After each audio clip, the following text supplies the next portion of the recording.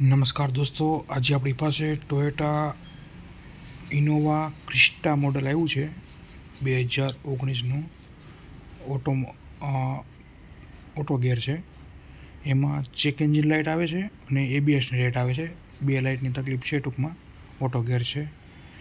એમાં સ્કેન મારીને જોવાનું છે. ચાલુ કરવાનું પછી ચેક એન્જિન લાઇટ રહેશે, એબીએસની લાઇટ, બે લાઇટો રહે છે. બેની તકલીફ છે ટૂંકમાં. સ્કેન મારીને જોવું બતાવું તમને. પહેલાં એન્જિનમાં શેની તકલીફ છે એ બતાવું તમને. રેડી? ઈસીએમમાં એની કે કેની એરર પડે છે.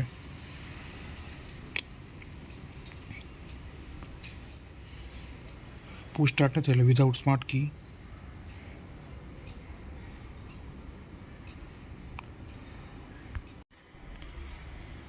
Communication please wait.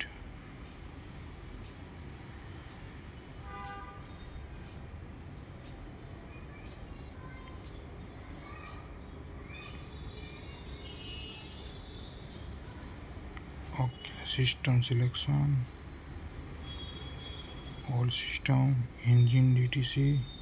Okay, communication please wait. Read fault code, injector 1ની એરર પડે છે. આપણે ટૂંકમાં ઇન્જેક્ટર 1 બસ બધી ઇન્જેક્ટર 1 નીચે ક્લિયર કરશું આપણે.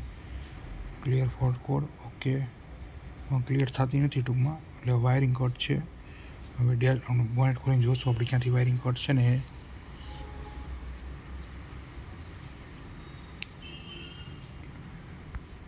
ટૂંકમાં પહેલી નોઝલનું વાયરિંગ કટ બતાવે છે, એરર એવું બતાવે છે. એક જ મિનિટ, લોક કરી દો બોનેટનો સળિયો. ઓકે, અહીંયા તો ક્યાંય નથી દેખાતું. આ સોકેટ ઓકે છે.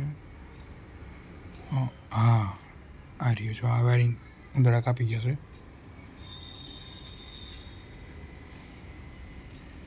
સોકેટ સાવ નીચેથી કપાઈ ગયું છે. પીનવાની કાઢીને પીનું નવી બનાવવી પડશે. ઓકે, સોકેટ નવું કમ્પ્લીટ કરી નાખ્યું. વાયરિંગ સરખું કરી. રેડી? બસ હવે એકવાર ચાલુ કરીને એરર જોઈએ કંઈ આવે છે કંઈ નહીં આવતી. ગાડી સ્ટાર્ટ કરીને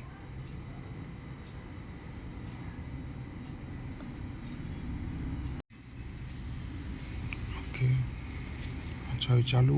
ઇગ્નિશન ઓન, ક્લોઝ મારી સ્ટાર્ટ કરશું ગાડી. એ પહેલાં આપણે સ્કેન મારીને જોઈ લઈએ એરર હિસ્ટ્રીમાં વહી ગઈ કે નથી ગઈ.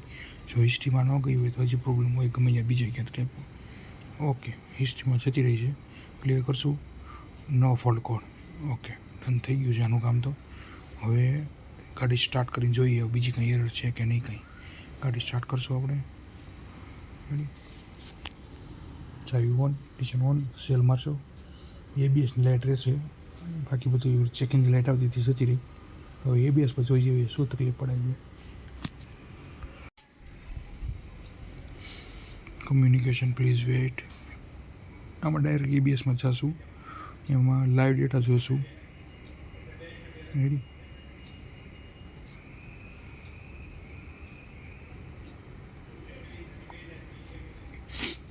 કારણ કે એરર આવે છે એટલે કઈ એરર આવે છે. ઓપન ઓર શોર્ટ ક્લિયર કરશું. ફ્રન્ટ લેફ્ટની આવે છે. ક્લિયર કરવું પણ ક્લિયર થતી નથી. ટૂંકમાં વાયરિંગ આનું બી કટ લાગે છે ગમે ત્યાંથી. જેમ પહેલાં કેમ નોઝલનું ઉંદરડા કાપી નાખ્યું એવી રીતે તમે જોઈ જોઈશું. કાંઈ છે નથી કાપ્યું. એકવાર આના લાઈવ ડેટા જોઈશું આપણે સ્પીડ ઉપર. સ્પીડના 4 વ્હીલના લેશું. 4 વ્હીલના લેશું. 1 2 3 4 અને ઓલ વ્હીલ સ્પીડ લઈ લેશું સાથે સાથે. ઓકે, 5 આવી ગયું છે.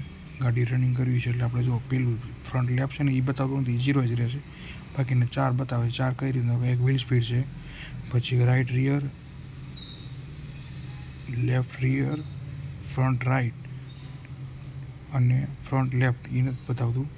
એટલે એનું વ્હીલ ખોલ્યું છે એમાં બધું આપણે લેફ્ટ સાઈડનું. સેન્સર તો ઓકે છે. ટૂંકમાં વાયરિંગ લગીન સોકેટ લગીન પાવર આવે છે. પણ જો આ ભાગ છે ને આપણો આ નીચે ઉતરે છે અહીંયા સેન્સર, એ તો ખોલીને જોઈ બધું વાક્ય છે, રીડિંગ આવે છે. પણ અહીં સુધી પહોંચતું નથી. એટલે ગમે વચ્ચેથી બ્રેક છે એ ચેક કરવામાં જો અહીંયા દેખાણું આ ગમે અહીંયા ચીપટી આવી ગઈ છે વાયરમાં. રેડી? એટલે આને કમ્પ્લીટ રિપેર કરશું આપણે. કમ્પ્લીટ કરીને પછી તમને બતાવું પાછું. ઓકે, અને આપણે કમ્પ્લીટ રિપેર કરી નાખ્યું છે. હવે એને પાછું ફિટિંગ કરી દઈએ છીએ જેવી રીતના કે પાછું વ્હીલ નડે નહીં કે કંઈ નડે નહીં ક્યાંય. ઓકે, કમ્પ્લીટ કરી પાછું રીડિંગ ડેટા આપણે સ્કેન કરશું પાછું કે એરર રહેશે કે નથી રહેતી. લગભગ તો સ્કેન નહીં કરવું પડે, ચાવી ચાલુ કરશું ત્યાં જ વહી જશે. ઓકે, આનો લોક પાછો કાઢીને સરખું વાયરિંગ કરશું, કારણ કે પાછળના ભાગમાં એડવા કરે એટલે એની પોઝિશન જે રીતે આવી રીતે આપણે દોડાવી દઈશું પાછું. ઓકે, કમ્પ્લીટ લોક.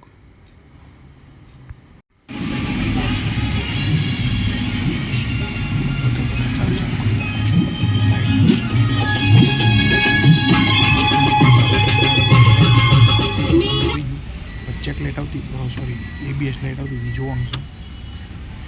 ચાવી ચાલુ. ઓકે, ABS લાઇટ જતી રહી છે. નમસ્કાર, થેન્ક યુ.